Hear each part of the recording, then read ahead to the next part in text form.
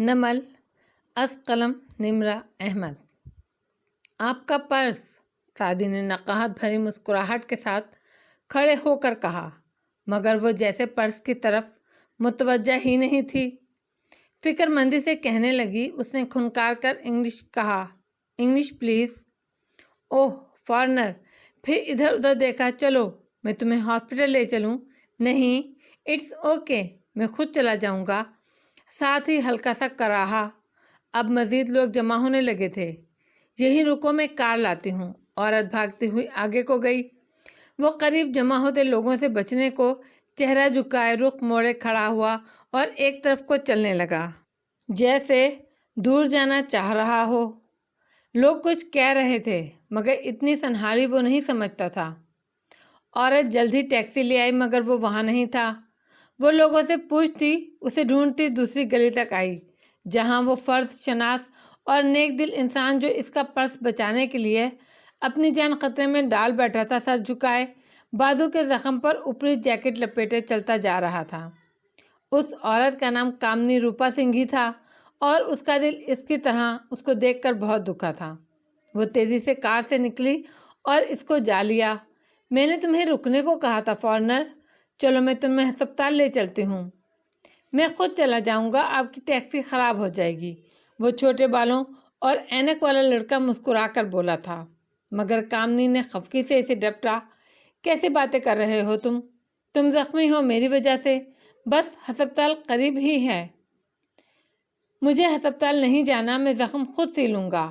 اب کے کامنی چونکی، اس کے انداز میں منت سی تھی۔ اچھا ٹیکسی میں بیٹھو، میں فرسٹ ایڈ کٹ لا کر تمہیں شاپ پر لے جاتی ہوں۔ اس نے اسے قائل کر لیا۔ وہ لڑکا بدقت ٹیکسی میں بیٹھا۔ ننھا بچہ اس کے ساتھ پچھلی سیٹ پر آ بیٹھا اور کامنی آگے۔ پلیز، وہ پچھلی سیٹ کی پشت پر سر گرائے نقاہت سے آنکھیں موندے کہنے لگا، تو کامنی نے بیک ویو مرر میں اسے دیکھا۔ مجھے ہسپتال کے اندر مت لے جائیے گا، پولیس میرے پیچھے ہے، میں گرفتار ہو جاؤں گا، خود کو میری وجہ سے خطرے میں نہ ڈالیں۔ سنہالی عورت ہکا بکا رہ گئی، اور سعدی یوسف کو انسانوں کی اتنی پہچان تو تھی کہ بند آنکھوں کے باوجود وہ جان گیا تھا کہ تیر نشانے پر لگا ہے۔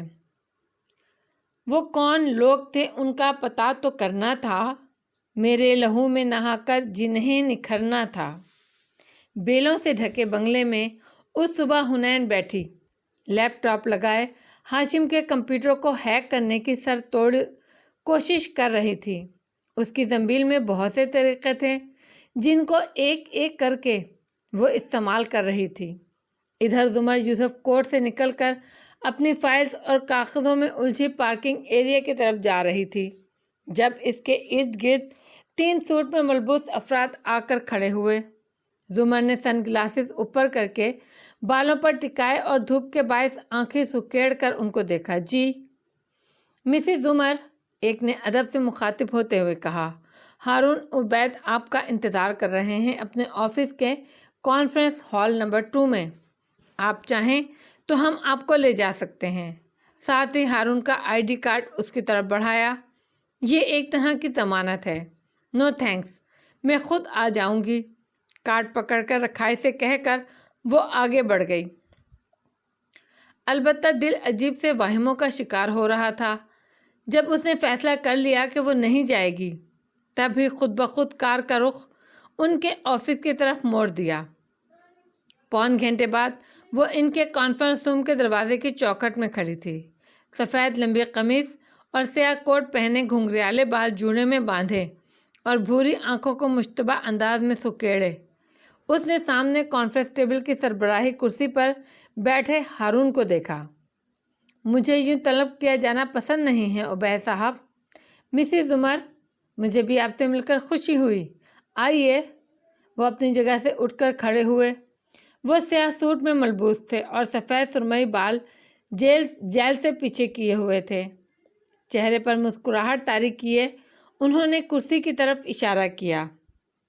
وہ درد زیدہ نگاہوں سے ان کو دیکھتی سربراہی کرسی کے دائیں طرف 2 کرسیاں چھوڑ کر بیٹھی۔ کیسی ہیں آپ؟ وہ واپس بیٹھے اور شفقت سے پوچھا۔ میں ٹھیک ہوں، شکریہ، آپ بتائیے میں کیا کر سکتی ہوں آپ کے لیے؟ آپ کا شوہر کہاں ہے مسز عمر؟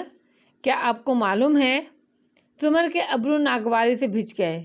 میں آپ کو کیوں بتاؤں اپنے شوہر کے بارے میں؟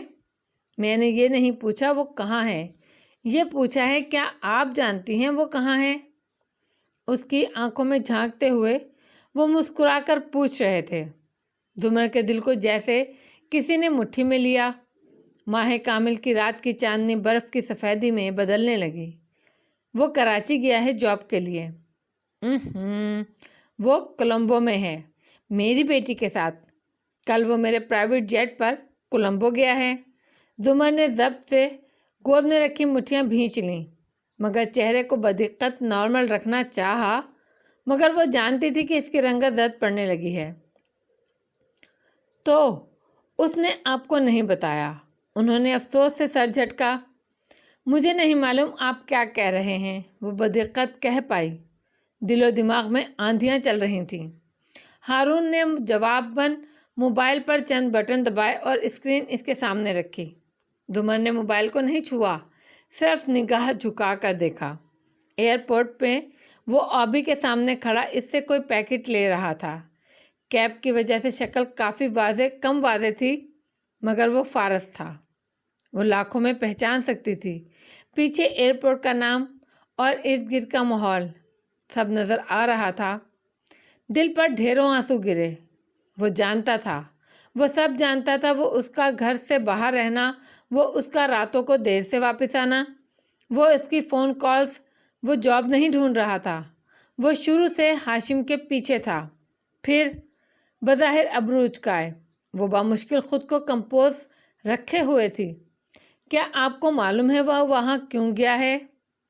وہ ان کی آنکھوں پر نگاہیں جمائے خاموش رہی۔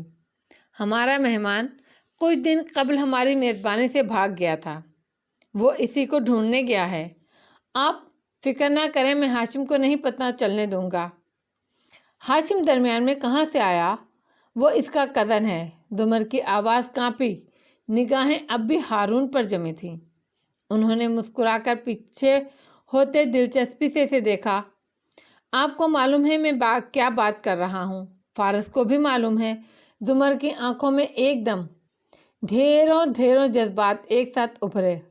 وہ ان سارے جذبات نے اس کی آنکھوں کو سرخ گلابی سا کر دیا۔ وہ ذرا چونکے۔ آپ کو لگا تھا وہ نہیں جانتا؟ زمر گردن موڑ کر دوسری طرف دیکھنے لگی، بہت سارے آنسو اندر اتارے۔ خیر، میں نے یہاں آپ کو یہ بتانے کے لیے نہیں بلایا، وہ اتنے عرصے سے میری بیٹی کے ذریعے ہمارے مہمان سے رابطے میں تھا۔ میں صرف یہ جاننا چاہتا ہوں وہ میری بیٹی کے ساتھ کیوں ہے؟ زمر نے چہرہ ان کی طرف موڑا تو اب آنکھیں خشک تھیں، مگر سرخی مائل سی۔ اپنے جاسوسوں سے پوچھ لیں۔ وہ پرس اٹھا کر اٹھ کھڑی ہوئی۔ اب مزید بیٹھنا دوبر ہو گیا تھا۔ انہوں نے محفوظ ہو کر گردن اٹھا کر اسے دیکھا۔ تو مسز کاردار، آپ کی شادی کے بارے میں درست کہتی ہیں، آپ دونوں واقعی الگ ہونے جا رہے ہیں، مگر کب؟ یہ بھی آپ مسز کاردار سے پوچھ لیں۔ ایک پرتپش نظر ان پر ڈال کر وہ مڑی اور دروازے کی طرف بڑھ گئی۔ میرے اندازے درست ثابت کرنے کا شکریہ مسز عمر، مجھے یقین ہے ہم جلد دوبارہ ملیں گے۔ آپ کے بہت سے کام ایسے ہیں جو صرف میں سیدھے کر سکتا ہوں۔ مگر کانفرنس ہال سے نکلتے وقت اپنے جذبات اور آنسوؤں پہ قابو پاتی زمر نے تہیہ کر لیا تھا کہ اس مکروہ انسان سے دوبارہ کبھی نہیں ملے گی۔ وہ غلط تھی۔ اپنی گلی میں اپنا ہی گھر ڈھونڈتے ہیں لوگ۔ امجد چکون شہر کا نقشہ بدل گیا۔ وہ رات ان چاروں نے عجیب سی کیفیت میں بسر کی تھی۔ حنین ڈائننگ ہال میں لیپ ٹاپ کھولے، اوپر کرسی پر چڑھائے پیر ناخنوں کو دانتوں سے کترتی اسکرین کی طرف متوجہ تھی۔ ایک دفعہ پھر سے نہ کھانے کا ہوش نہ پینے کا۔ وہ بار بار ہاشم کے کمپیوٹر پر حملہ کرتی اور ہر دفعہ اس کے سسٹم کا مضبوط نظام اس کے حملوں کے خلاف بھرپور مدافعت کر کے اس کو ناکام بنا دیتا۔ پے در پہ ناکامی اسے پاگل کر رہی تھی۔ زمر گویا خود کو گھسیٹتی ہوئی گھر کے اندر داخل ہوئی، اس کو دیکھے بنا سیدھی اپنے کمرے کی طرف بڑھ گئی۔ اندر آ کر اس نے دروازہ بند کر لیا اور پھر دروازے کے پاس نیچے بیٹھتی چلی گئی۔ سر پیچھے ٹکائے اس نے آنکھیں موند لیں تو خود بخود گرم گرم پانی ٹپک ٹپک کر چہرے کو بھگونے لگا۔ وہ جانتا تھا، وہ سب جانتا تھا، مگر اس نے مجھے نہیں بتایا۔ اس نے بھیگی پلکیں کھولی اور دکھ سے اپنے ارد گرد خالی در و دیوار کو دیکھا، پھر اوپر نگاہیں اٹھائیں۔ اس میں شکوہ تھا، صدمہ تھا، اس کا دل بری طرح سے ٹوٹا تھا۔ کیا میں اتنی بری ہوں؟ وہ میرے ساتھ کچھ شیئر نہیں کر سکتا تھا؟ میں نے تو ہمیشہ سب شیئر کیا، جب نفرت تھی تب بھی، جب بیمار ہوئی تب بھی۔ نہیں بتائی تو ایک یہی بات نہیں بتائی کہ کہیں وہ خود کو نقصان نہ پہنچا لے، مگر اس نے تو کچھ بھی نہیں بتایا۔ ایسا کیوں کرتا ہے وہ ہمیشہ؟ اسے ہر دفعہ نئے سرے سے پہچاننا اتنا کٹھن کیوں ہوتا جا رہا ہے؟ چہرہ جھکائے اس نے سختی سے آنکھیں رگڑیں، مگر پانی امڈ آ رہا تھا۔ شاید میں اس قابل تھی۔ میں نے کتنی زیادتیاں کی اس کے ساتھ۔ اسے مجھ پر اعتبار نہیں، کرنا بھی نہیں چاہیے اب تو۔ مجھ سے زیادہ اسے اس پلاسٹک کی گڑیا پر بھروسہ ہے۔ تو ٹھیک ہے، میں اسی کی مستحق تھی۔ اب کہ اس نے سر گھٹنوں پر رکھ دیا اور چہرہ ایک طرف موڑے خالی نظروں سے دیواروں کو دیکھتی آنسو بہانے لگی۔ اور میں کس حیثیت سے اللہ سے شکوہ کر رہی ہوں؟ جو لوگ اپنی ذاتی عبادات میں اچھے نہیں ہوتے، جو نماز کے بعد دعا نہیں مانگتے، جو اپنا رشتہ کھو چکے ہوتے ہیں، ان کو کیا حق ہے وہ اللہ کو پھر سے مخاطب کر سکیں؟ ایک زمانہ تھا جب میری نمازیں بے جان بے روح نہیں ہوتی تھیں، جب میں جائے نماز پر بیٹھ کر خوشی غمی کی ہر بات اللہ تعالیٰ کو کہہ لیتی تھی۔ آنسو اب بہنا رک گئے تھے اور وہ یاد کرنے لگی تھی تب میں کتنی زندگی سے پر تھی۔ سعدی کو بھی یہی سکھایا تھا، وہ سیکھ گیا، میں بھول گئی۔ اتنی سخت دل، اتنی تلخ کلام، جب میں کیا بنتی جا رہی ہوں؟ اوہ زمر، اب تو تم خود کو بھی نہیں پہچان پا رہی ہو۔ فارس نے اس کو اعتبار کے قابل نہیں سمجھا۔ بس ایک بات نے اس کے اندر کے سارے اعتماد کو توڑ ڈالا، مگر وہ کیا کر سکتی تھی؟ اتنی دور آ چکی تھی، اتنا کچھ کھو چکی تھی کہ اب اس کا سخت دل پہلے کی طرح اللہ کے کلام پر نہیں پگھلتا تھا، نہ اللہ سے کلام کرنے کا ڈھنگ یاد رہا تھا۔ وہ اب کیسے اس نرم مزاج اچھی زمر کو واپس لائے جو انتقام اور تلخی بھرے دوہرے جذبات سے ناآشنا صرف محبت اور قربانی کا پیکر تھی؟ اس زمر کو کہاں سے ڈھونڈے؟ اور سمندر پار، شاید سمندر پار فارس گویا تھک کر مگر چوکنا سادہ درختوں کے جھرمٹ کے بیچ بیٹھا تھا۔ ارد گرد جگہ اب سنسان ہو چلی تھی، لوگ تقریباً جا چکے تھے۔ ایسے میں اس کی چپتی ہوئی نظریں اس ٹکٹ کیمرے میں جمی تھیں۔ پچھلی رات اور آج کا سارا دن وہ مختلف جگہوں پر بیٹھا انتظار کرتا رہا تھا۔ آج آبی نے کسی سیمینار میں جانا تھا سو اس کے پاس نہیں آئی تھی، مگر ٹکٹ کلرک کے پاس کوئی نہیں آیا تھا۔ اور جانے رات کتنی بیت چکی تھی جب وہ ایک دم چونک کر سیدھا ہوا۔ ایک آدمی برساتی اور ٹوپی اوڑھے کیبن کی طرف آ رہا تھا۔ کھڑکی کے پاس رک کر اس نے ٹکٹ چیکر سے کچھ پوچھا۔ وہ جواباً نفی میں سر ہلاتے ہوئے کچھ بتانے لگا۔ فارس اس جگہ سے کافی دور تھا اور اس آدمی کی اس جانب پشت تھی، مگر وہ اس کی جسامت نہیں، اس کی چال ڈھال کو لاکھوں میں پہچان سکتا تھا۔ بات کرتے ہوئے دور کھڑے نووالد نے مڑ کر اطراف کا سرسری جائزہ لیا تو اس کا چہرہ واضح ہوا۔ وہ کرنل خاور تھا۔ فارس نے گہری سانس اندر کو کھینچی تو خاور نے سعدی کا پین چرا لیا تھا اور اب وہ اس کے پین کے ذریعے سعدی تک پہنچنا چاہتا تھا۔ وہ دونوں اکٹھے فرار ہوئے تھے مگر اب اکٹھے نہیں تھے۔ پھر کہاں گیا سعدی؟ خاور کے جانے تک وہ وہیں بیٹھا سوچتا رہا، پھر تقریباً گھنٹے بعد وہاں سے نکل آیا۔ اب وہ کیا کرے؟ ادھر کینڈی میں وہ عورت سعدی کو اپنی کافی شاپ کی پچھلی طرف سے داخل کر کے کچن میں لے آئی تھی۔ فارمیسی سے ضروری سامان نے راستے میں ہی اس نے خرید لیا تھا۔ سعدی کو وہاں بٹھا کر اس نے بچے کو شاپ کے لاؤنج میں بھیجا اور خود دوسرا اسٹول لے کر بیٹھ گئی۔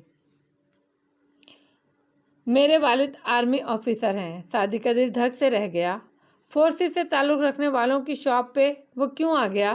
اوہ نو، ڈرو نہیں، وہ ریٹائرڈ ہیں، ڈاکٹر نہیں مگر چھوٹے موٹے ٹانکے لگا لیتے ہیں۔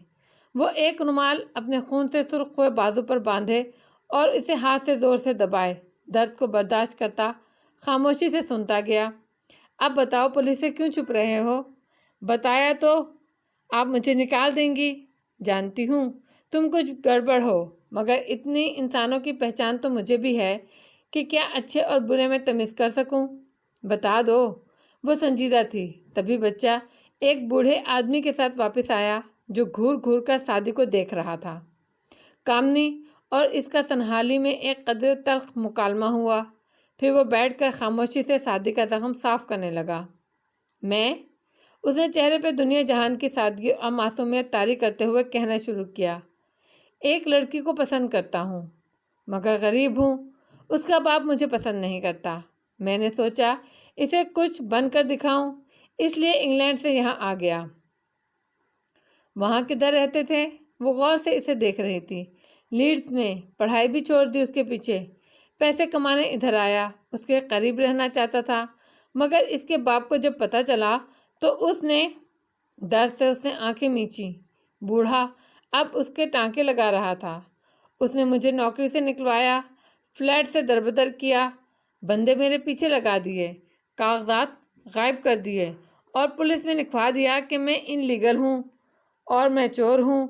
وہ چاہتا ہے میں ملک چھوڑ کر چلا جاؤں، مگر میں اس لڑکی کو چھوڑ کر نہیں جانا چاہتا۔ آدمی گاہے بگاہے اس پر نظر ڈالتا، چپ چاپ اپنا کام کرتا رہا۔ نام کیا ہے اس لڑکی کا؟ کامنی نے یقیناً ڈیٹیکٹیو فلمیں دیکھ رکھی تھی۔ ان کا نالج استعمال کرتے ہوئے اس نے ترنت سوال اور در سوال شروع کر دیے۔ سونیا۔ جواب تیار تھا۔ اور تمہارا؟ شفیع احمد۔ جواب تیار نہیں تھا، جو منہ میں آیا بول دیا۔ اب کیا کرو گے؟ عورت نے ذرا ہمدردی سے پوچھا۔ اسے وہ بے ضرر ہی لگ رہا تھا۔ پیسے کماؤں گا، بڑا آدمی بنوں گا، پھر دیکھتا ہوں وہ کیسے اس کی شادی مجھ سے نہیں کرتے، مسکرا کر بولا۔ عورت نے مسکرا کر نفی میں سر ہلایا۔ تم آج کل کے نوجوان، تم لوگوں کی سوچ شادی سے آگے جاتی ہی نہیں۔ وہ افسوس کر رہی تھیں۔ اپنا ملک، اپنی فیملی، کسی بڑے مقصد کے لیے جینا، یہ باتیں تم کیوں نہیں سمجھتے؟ وہ اداسی سے مسکرایا۔ میں کیا کروں، مجھے سمجھ ہی نہیں آتی یہ باتیں۔ پٹی ہو چکی تھی۔ بوڑھا اس پر ایک ناپسندیدہ نظر ڈال کر چیزیں سمیٹ کر خاموشی سے اٹھ گیا۔ بابا کے رویے کا برا نہ منانا، وہ ایسے ہی ہیں۔ وہ اجنبیوں پر اعتبار نہیں کرتے۔ انہیں لگتا ہے میں بے وقوف ہوں جو لوگوں پر اعتبار کر کے انہیں گھر کے اندر لے آتی ہوں۔ مونجو کے باپ کو بھی ایسے ہی لائی تھی، پھر وہ ہمیں چھوڑ کر ایک ریسٹورنٹ کے ایک اسٹوڈنٹ کے ساتھ بھاگ گیا۔ وہ اس تنگ سی پینٹری کی چیزیں درست کرتی ہوئی کہہ رہی تھی اور درمیانی عمر کی عورت تھی۔ بال اسٹیپ کٹنگ میں کٹے تھے، کافی دبلی اور سانولی تھی، مگر آنکھوں میں سکون تھا، چمک تھی اور اداسی بھی۔ مگر میں یہ سوچتی ہوں شفیع کہ اگر انسان انسانوں پر اعتبار ہی نہ کر سکے تو اس دنیا کو ہی ختم ہو جانا چاہیے۔ اب ہر کوئی تو ہم سے جھوٹ نہیں بولتا ہوگا نا۔ سعدی ذوالفقار یوسف خان کے دل کو کسی نے الٹی چھری سے کاٹ دیا، مگر بظاہر وہ جبراً مسکرا دیا۔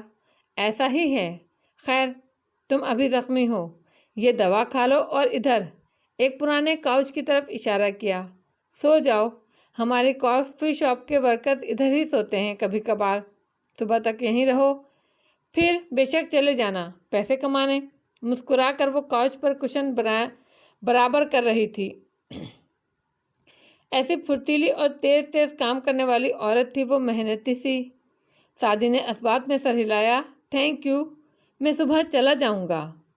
اور سنو، وہ جاتے جاتے مڑی، اس کی آنکھوں میں دکھ دیکھ کر گویا یاد دلایا، ایسا کچھ بھی مت کرنا چوری وغیرہ کہ میرے پاپا دوبارہ میری ججمنٹ پر اعتبار نہ کر سکیں۔ مجھے پتا ہے تم ایسے نہیں ہو، مگر خیال رکھنا۔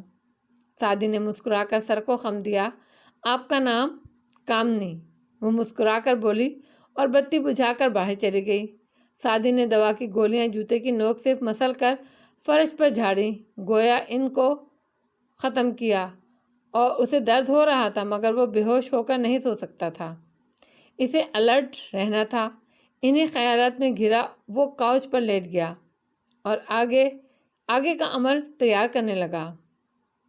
ہم نے کہا نہ تھا کہ یہ نابردست ہو کے چل، مہنگی بڑی پڑے گی یہ عزت ادھار کی۔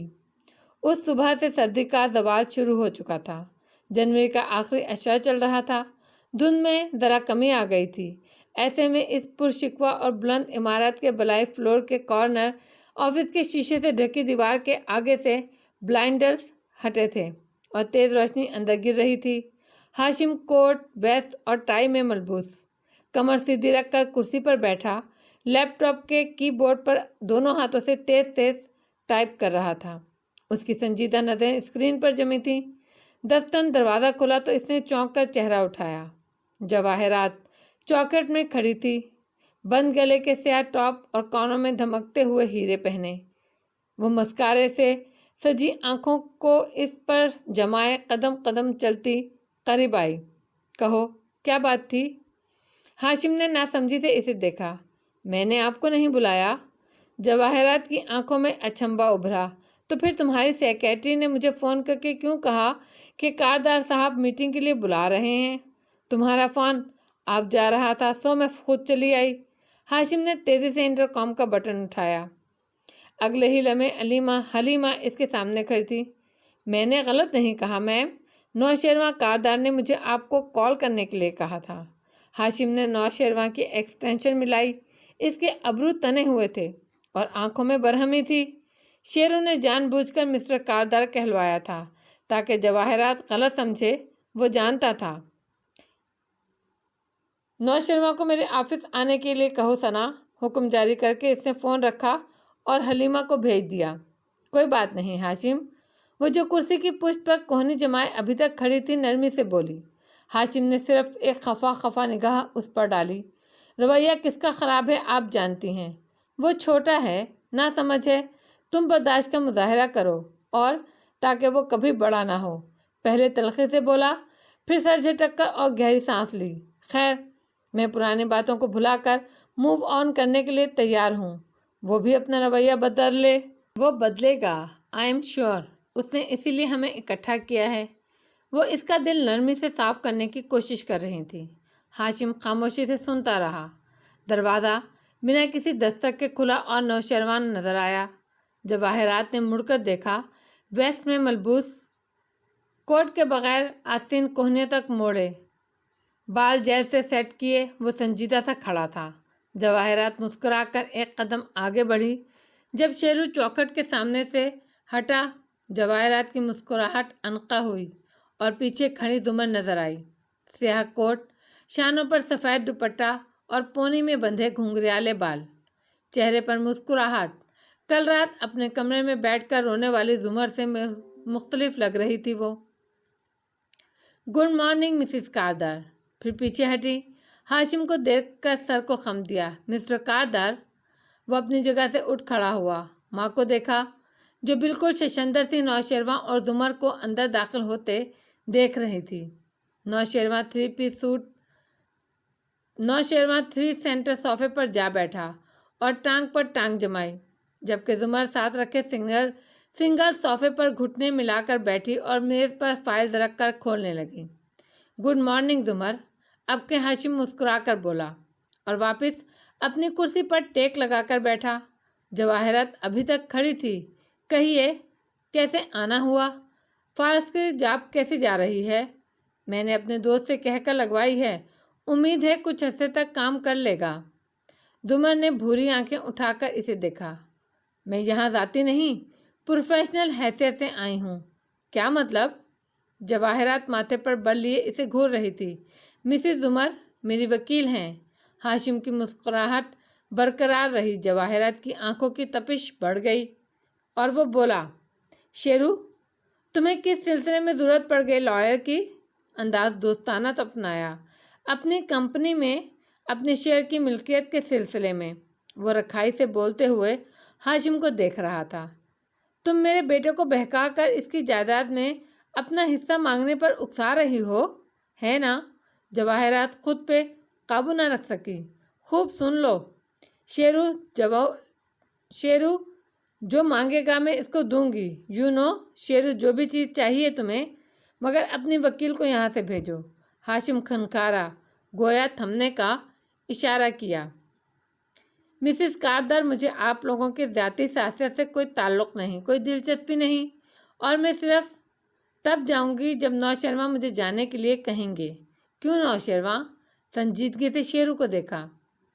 یہ یہاں سے نہیں جائیں گی۔ تو مجھے بتاؤ، تمہیں مزید شیئر چاہیے شیرو؟ جواہرات نے زمر کو نظر انداز کر کے پوچھا، اور پہلی دفعہ نوشرما کو احساس ہوا کہ زمر نے اس کا آئیڈیا کیوں مسترد کیا تھا۔ مجھے آپ سے کچھ نہیں چاہیے ممی، وہ باری باری ان دونوں کو دیکھ کر بولا۔ صوفے کی پشت پر بازو پھیلائے، ٹانگ پر ٹانگ جما کر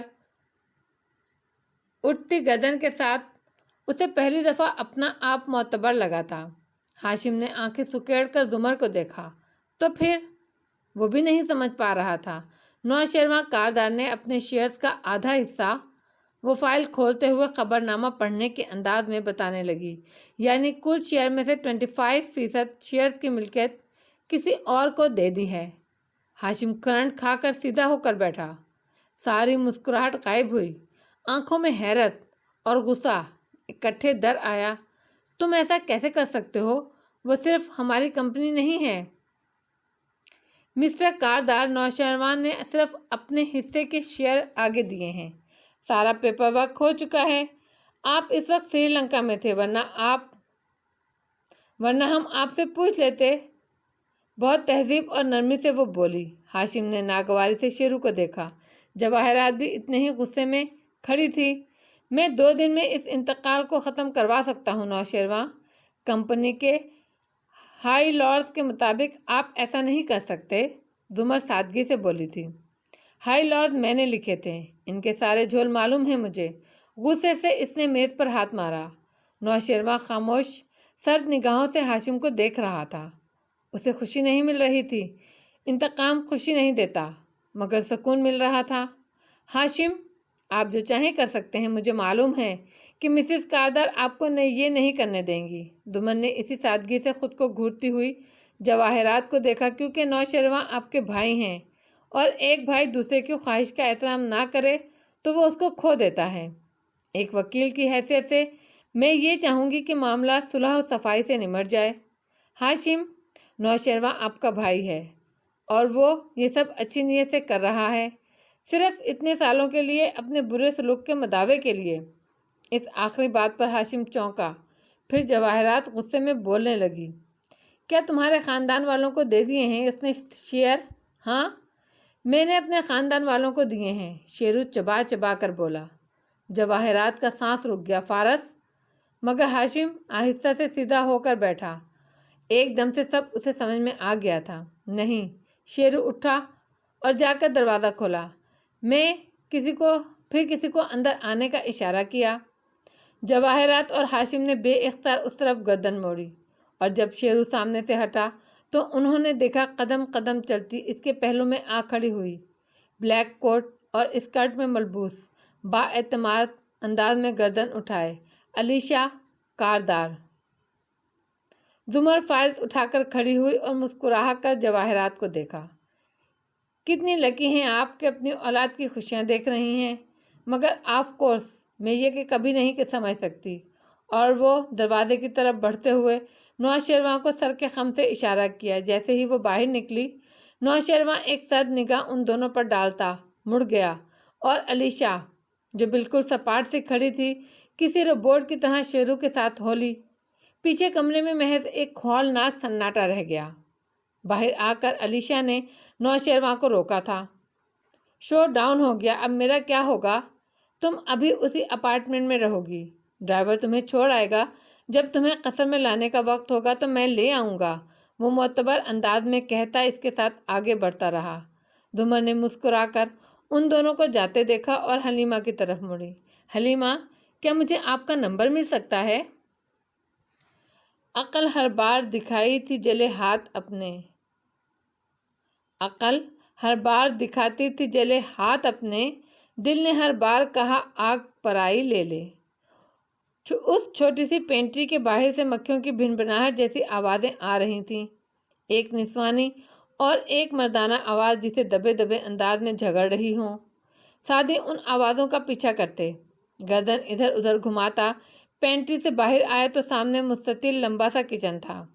اندر ایپرن پہنے ایک بوڑھا تلخی سے کچھ کہہ رہا تھا اور اس کے سامنے اتنی ہی تلخی سے جواب دیتی کامنی کی اس طرف پشت تھی۔ وہ سنہالی بہت کم سمجھتا تھا، مگر ان کے انداز کو سمجھنے کے لیے زبان جاننا ضروری نہیں تھا۔ جانتا تھا کہ موضوع گفتگو وہی ہے۔ بوڑھا اس کو رکھنے کے لیے تیار نہیں تھا اور کامنی اس کے حق میں ہے۔ گڈ مارننگ، ہلکا سا کھنکار کر بولا تو ان دونوں نے مڑ کر دیکھا۔ بوڑھے نے فوراً ناگواری سے منہ پھیر لیا اور کام کرنے لگا، جبکہ کامنی شرمندہ سی اس تک آئی۔ تمہارا زخم کیسا ہے؟ اس نے ہمدردی سے اس لڑکے کو دیکھا جس کے بال بہت چھوٹے تھے اور آگے تھے اور چہرے پر ہلکی ہلکی شیب بڑی تھی، تھوڑی کی ذرا سی گھنی فرنچ، گردن پر زخم کا نشان، بازو پر بندھی پٹی۔ وہ اینے کے پیچھے نقاہت سے مسکرایا۔ اچھا ہوں، بس ذرا چکر آ رہے ہیں، سوچا تھا ابھی چلا جاؤں مگر۔ کامنی کے چہرے پہ خفت اور ہمدردی ابھری۔ جب تک تم چاہو یہاں رہ سکتے ہو، بابا کی باتوں کا برا نہیں مانو۔ آپ پہلے ہی میرے لیے بہت کر چکی ہیں، اب مجھے جانا ہوگا، مجھے پیسے کمانے ہیں۔ کامنی چپ ہو گئی، مڑ کر باپ کو دیکھا جو خفا خفا کام کر رہا تھا۔ سعدی نے پھر ایک گہری نظر سنہالی بوڑھے پر ڈالی اور واپس مڑ گیا۔ پینٹری کے کاؤچ پر واپس جب وہ بیٹھا تو سر دونوں ہاتھوں میں گرا دیا۔ عورت اچھی تھی مگر بوڑھا، اسے چند دن کے لیے ایک محفوظ چھت چاہیے تھی، پھر وہ اس ملک سے نکلنے کا لاہے عمل تیار کر سکتا تھا۔ اسے آج دوپہر میں واپس نہیں جانا تھا، اسے ہر صورت یہاں رکنا تھا۔ کیا کرے جو کامنی خود اس کو روک لے؟ کیا تھا سعدی یوسف کا بہترین ٹیلنٹ؟ وہ اٹھا اور باہر آیا۔ کامنی سے پوچھا کہ وہ ای میل چیک کر سکتا ہے کہیں جا کر۔ اس نے پوری فراق دلی سے اپنا لیپ ٹاپ اس کے حوالے کر دیا۔ وہ کچن ہی کے ایک کونے میں وائی فائی کے قریب بیٹھ گیا اور کام کرنے لگا۔ سنہالی بوڑھا وقفے وقفے سے پینٹری میں آ جا رہا تھا۔ جب اس نے دیکھا کہ وہ زخمی مشکوک نوجوان لیپ ٹاپ میں منہمک ہے تو اب کہ وہ پینٹری میں آیا تو تیزی سے اس کے کوچ کی طرف لپکا، کشن تلے دبا اس کا بیگ نکالا اور کھولا۔ 2 مختلف پاسپورٹ، نوٹوں کا بنڈل، پستول، مختلف سرنجز، ایسی مشکوک چیزیں اور وہ پھٹا ہوا پوسٹر جو کہہ رہا تھا کہ وہ ایک تامل جاسوس ہے اور وہ اسی کا تھا۔ وہ پہچان گیا تھا۔ زپ بند کرتے ہوئے بوڑھے کے ہاتھ کپ کپا رہے تھے، ماتھے پر پسینہ آ رہا تھا۔ وہ واپس آیا تو بالکل خاموشی سے کچن میں کام کرنے لگا۔ وہ لڑکے کو بالکل نہیں دیکھ رہا تھا۔ اتنی قبریں نہ بناؤ میرے اندر محسن، میں چراغوں کو جلاتے ہوئے تھک جاتا ہوں۔ وہ صبح فارس کے لیے پہلے سے زیادہ پریشان کن اور مایوس بھری تھی۔ وہ آبدار کی معلومات کے مطابق ہارون عبید کے ہوٹل کے باہر چند گلیاں چھوڑ کر کھلنے والے مین ہال تک گیا جہاں سے وہ بھاگے تھے۔ وہ آگے پیچھے کی ایک ایک عمارت میں گیا جہاں کے اسٹریٹ کیبنز کے رخ وہاں موجود تھے۔ چند گھنٹوں کی محنت کے بعد اس نے ایک کیمرے کی ٹیپ حاصل کر لی اور دوسری جگہ جب رشوت سے کام نہ چلا تو فائر الارم بجایا اور اسی بھگدڑ میں ان کا پورا DVR اٹھا کر لے آیا۔ اپارٹمنٹ میں واپس آ کر اس نے فوٹیجز دیکھی۔ اندھیرے میں وہ دونوں نکل کر بھاگتے ہوئے دوسری گلی میں گئے تھے۔ سعدی کا ایک ہیولا سا تھا، وہ دیکھ سکتا تھا، اسے پہچان سکتا تھا۔ بے اختیار اسکرین کو ہاتھ سے چھوا، پھر سر جھٹکا۔ خاور کو دیکھ کر ماتھے پر بل پڑ گئے مگر خود کو قابو کر لیا۔ اب وہ یہ جانتا تھا کہ وہ دونوں کس گلی میں مڑے تھے۔ دوپہر تک واپس اس گلی میں پہنچ چکا تھا وہ۔ اس دفعہ اسے چند نوٹ دینے پڑے اور وہ وہیں آفس میں فوٹیج دکھا دی گئی۔ وہ دونوں ایک ٹک ٹک رکشے میں بیٹھے تھے۔ اس نے رکشے کا نمبر نوٹ کر لیا اور قریبی رکشہ اسٹینڈ تک آیا۔ وہاں کوئی بھی اس رکشے والے کی معلومات دینے پر راضی نہیں تھا۔ چند نوٹ مزید دیے تو شام تک وہ رکشہ ڈرائیور مل گیا۔ اس کو اکیلے کونے میں لے جا کر فارس نے اس سے پوچھنا چاہا کہ ان دونوں کو کہاں اتارا تھا۔ وہ بولنے کے بجائے بھاگنے لگا مگر فارس نے اسے گردن سے پکڑ کر دیوار سے لگایا اور پہلے غصے سے پھر نرمی سے پوچھا۔ وہ کچھ بھی بتانے کو تیار نہیں تھا مگر پستول کی پہلی جھلک پر وہ ٹوٹ پڑا۔ جس جگہ ٹک ٹک نے ان دونوں کو ماہ کامل کی اس رات پر اتارا تھا وہاں پہنچتے پہنچتے رات بیت گئی مگر معلوم پڑا کہ فوٹیجیت غائب ہیں۔ یقیناً خاور نے اپنے قدموں کے نشان صاف کر دیے تھے۔ رات کو جس وقت وہ واپس اپارٹمنٹ میں پہنچا تھکا ہوا لگتا تھا، شیو بھی بڑی ہوئی تھی۔ چپ چاپ آ کر صوفے پر بیٹھ گیا۔ سارا دن کی محنت کے بعد وہ وہیں کھڑا تھا۔ مجھے ساتھ کیوں نہیں لے کر گئے آج؟ میں صبح آئی تو آپ جا چکے تھے۔ وہ کچن کے دروازے پر جانے کہاں سے نمودار ہوئی۔ فارس کرنٹ کھا کر سر اٹھا کر دیکھنے لگا۔ پہلے تعجب اور پھر ناگواری اس کی آنکھوں میں ابھرنے لگی۔ آپ اس وقت یہاں کیا کر رہی ہیں؟ میں دوپہر سے آپ کا انتظار کر رہی ہوں۔ کیوں؟ اس کا موڈ پہلے ہی خراب تھا، اوپر سے وہ بلا۔ آبدار ایک دم بالکل چپ ہو گئی، پھر اٹھی، پرس اٹھایا، چابیاں سنبھالی۔ کھانا لائی تھی، کچن میں پڑا ہے، کھا لیجیے گا۔ اب جب تک آپ نہیں کہیں گے کہ آپ کو میری ورک وائف کی ضرورت ہے تو میں نہیں آؤں گی، خفا سی کہتی دروازے تک گئی۔ لمحے بھر کو رکی، شاید وہ معذرت کر لے، مگر اس نے اسی طرح رکھائی سے آواز لگائی، دروازہ لاک کر کے جانا، میں لاک کرنے کے لیے اٹھ کر نہیں آؤں گا۔ آبدار نے آہستہ سے دروازہ بند کیا، لاک کیا اور چلی گئی۔ زمر ہوتی تو زور سے دے مارتی۔ اس ساری تھکن اور ذہنی دباؤ میں ایک دم اس کی یاد کسی تازہ ہوا کے جھونکے جیسی لگی تھی۔ وہ خود بخود ہلکا سا مسکرایا اور موبائل اٹھایا، پیچھے کو ٹیک لگائی اور پیر لمبے کر کے میز پر رکھ لیے۔ کال ملائی، فون لگایا۔ پاکستان میں زمر اپنے بیڈ روم میں بیٹھی تھی اور لائٹ اور فائل سامنے پھیلائے لیپ ٹاپ پر کھٹاکھٹ ٹائپ کیے جا رہی تھی۔ یکدم زور زور سے فون بجنے لگا، ساتھ میں موبائل کی غیر شناسا گھنٹی بھی۔ قدرے حیرت سے ادھر ادھر دیکھا، پھر اسٹڈی ٹیبل سے اٹھی، بیڈ تک آئی، سائڈ ٹیبل کا پہلا دراز کھولا، اندر ایک چھوٹا بھدا سا موبائل پڑا بج رہا تھا۔ اچنبھے سے اس نے اٹھا کر دیکھا، بلاک نمبر کالنگ۔ ہیلو، محتاط ہیلو کہا۔ ویلکم، ہیلو، وہ مسکرا کر بولا تھا۔ یہ آواز، یہ لہجہ۔ وہ اسی طرح کھڑی رہی۔ کیسی ہیں آپ؟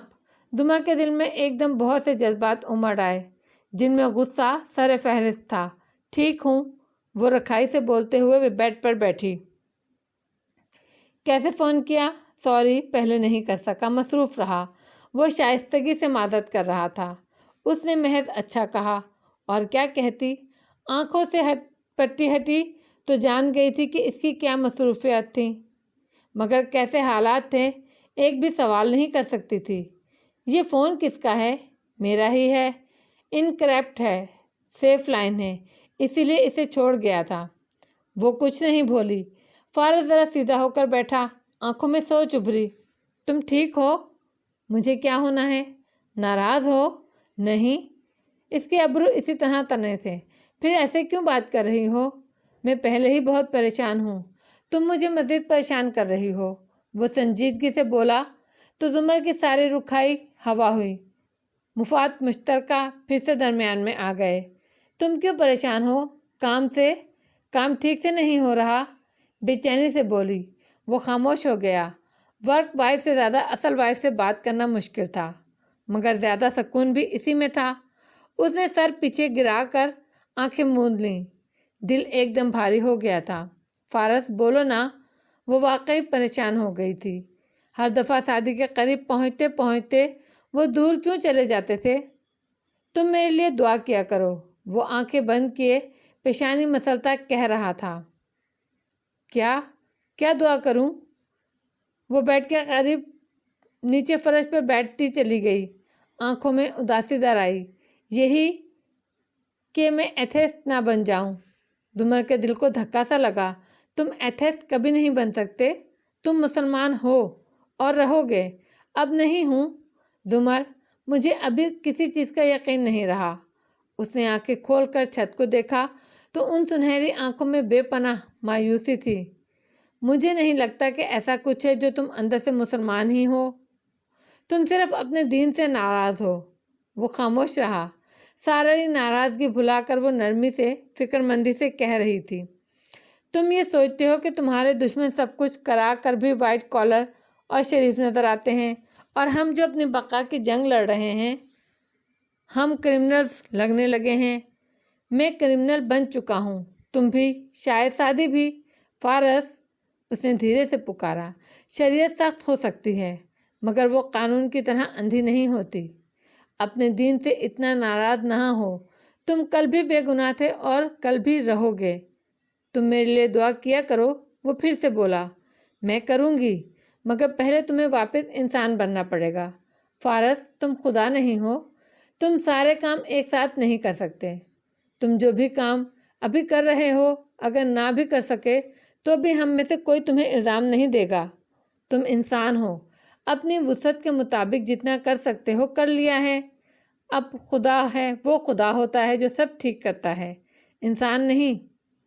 اگر میں یہ نہ کر سکا تو میں خود کو کبھی معاف نہیں کر سکوں گا، تو پھر اپنے اندر کے مسلمان سے جنگ کرنا چھوڑ دو۔ میں یہ نہیں کہتی کہ نمازیں پڑھو، تہجد پڑھو، قرآن پڑھو، کچھ بھی نہ کرو، صرف خود کو مسلمان سمجھو، خود کو اسلام کے حوالے کر دو۔ کیا اس طرح مجھے سکون مل جائے گا؟ فارس، ہم سکون کے لیے مسلمان نہیں بنتے، خود کو اپنی تسکین کے لیے نہیں جھکاتے، خود کو اللہ کے سپرد اپنی خوشی کے لیے نہیں کرتے۔ ہم اس لیے کرتے ہیں کیونکہ یہ ہمارے پاس اس کے سوا کوئی آپشن نہیں ہے۔ اس دنیا میں اور اس دنیا سے باہر کی دنیا میں اس خود سپردگی کے سوا کوئی راستہ نہیں ہے ہماری بقا کا۔ اچھا، وہ ہلکا سا مسکرایا۔ کوشش کروں گا۔ گڈ، وہ بھی مسکرائی۔ فارس نے الوداعی کلمات کہہ کر کال بند کر دی تو زمر کو بھول چکا تھا کہ وہ اس سے ناراض تھی۔ وہ مسکرا کر واپس فائلز کھولنے لگی۔ خوابوں کی ہوا راست تھی جب تک مجھے محسن، یوں جاگتے رہنا میری عادت نہ ہوئی تھی۔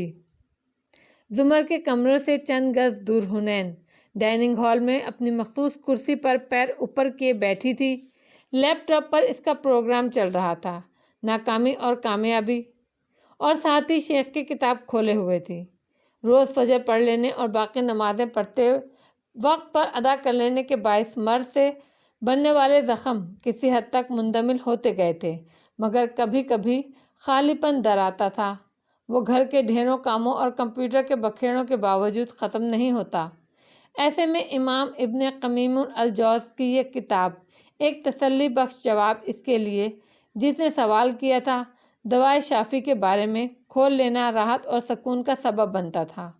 اس کتاب کے کئی نام تھے، مرض اور دوا، الجواب کافی، دوائے شافی، مگر اسے اس کا اصل اور مکمل نام ہی سب سے زیادہ پسند تھا۔ پس منظر میں آتی امی کی آواز نظر انداز کر کے اس نے وہ قدیم بھاری سادہ دروازہ دھکیلا تو آگے زرد سنہری دھوپ میں لپٹا منظر کھلتا گیا۔ وہ سونے کے ذرات جیسا تا حد نگاہ چمکتا ہوا صحرا تھا۔ دور قطار میں اونٹ سامان اٹھائے خراما خراما چلتے دکھائی دے رہے تھے۔ حنین نے دھوپ سے بچنے کے لیے ماتھے پر ہاتھ سے سایہ کیا اور پھر ادھر ادھر گردن گھمائی۔ دوسری طرف کافی دور کھجور کے دو درخت تھے، ایک بے حد اونچا اور گھنا اور ایک اس سے کافی چھوٹا۔ بڑے شجر تلے بیٹھے بوڑھے استاد کو دیکھ کر وہ مسکرائی اور اسی طرف کو چلنے لگی۔ پیروں میں گرم ریت جلنے لگی، مگر سائبان میں بیٹھ کر تو نخلستان نہیں اگائے جاتے، علم کے لیے سخت محنت کرنی ہوتی ہے۔ ان کے سامنے جا کر وہ ادب سے دو زانو ہو کر بیٹھی۔ وہ زمین پر کپڑا بچھا کر بیٹھے، سر جھکائے ہاتھوں میں پکڑی تختی پر قلم سیاہی میں ڈبو ڈبو کر لکھ رہے تھے۔ لوگ محبت کی راہ میں کیوں بھٹکتے ہیں شیخ؟ انہوں نے بنا سر اٹھائے اسی طرح لکھتے ہوئے جواب دیا، صرف وہی بھٹکتے ہیں جو محبت کی قسموں کے درمیان فرق اور تمیز نہیں کر سکتے۔ محبت کے 7 درجے جو آپ نے بتائے تھے، نہیں، ہم محبت کی 5 اقسام کی بات کر رہے ہیں۔ سنو گی؟ بالکل چپ ہو کر سنوں گی، کیونکہ میں نے یہ سیکھا ہے کہ دین پڑھانے والوں کا ادب کرنا چاہیے اور ان کے بارے میں احتیاط سے بات کرنی چاہیے۔ کیا پتہ اللہ کے نزدیک ان کا دل سونے کا اور ہمارا چارکول کا ہو۔ وہ دونوں ہتھیلیوں میں چہرہ گرائے بیٹھی توجہ سے سننے لگی۔ شیخ نے ہسٹری فقہ لکھا اور پھر تختی رکھ دی اور سر اٹھا کر اسے دیکھا، ہلکا سا مسکرایا۔ محبت کی 5 قسمیں ہیں۔ پہلی ہے اللہ سے محبت کرنا۔ مگر یاد رکھنا، صرف اللہ سے محبت کرنا انسان کو دوسرے جہانوں میں کامیاب نہیں کر سکتا، کیونکہ اللہ سے تو کافر، مشرک، یہود، صلیب سب محبت کرتے ہیں۔ حنین ذرا الجھ گئی مگر خاموش ہو کر سننے لگی۔ وہ کہہ رہے تھے، دوم، جو کچھ اللہ کو پسند ہے اس سے محبت کرنا۔ یہی محبت انسان کو اسلام میں داخل کرتی ہے، اور اللہ کو انسان پسند ہے، انسان کو وہ اللہ کا دوست بناتی ہے۔ سوم، وہ محبت جو صرف اللہ کے لیے ہو، اللہ کی راہ میں ہو، یعنی جس سے اللہ محبت کرتا ہو اس سے محبت رکھنا۔ دوسری محبت وہ تھی جو اللہ کے پسند کے کاموں سے کی جائے۔ یہ تیسری وہ ہے جو اللہ کو خوش کرنے کے لیے اس کی مخلوق سے بالعموم اور اس کے محبوب لوگوں سے بالخصوص رکھی جائے۔ یہ صرف تب صحیح ہے جب مقصد اللہ کی رضا ہو۔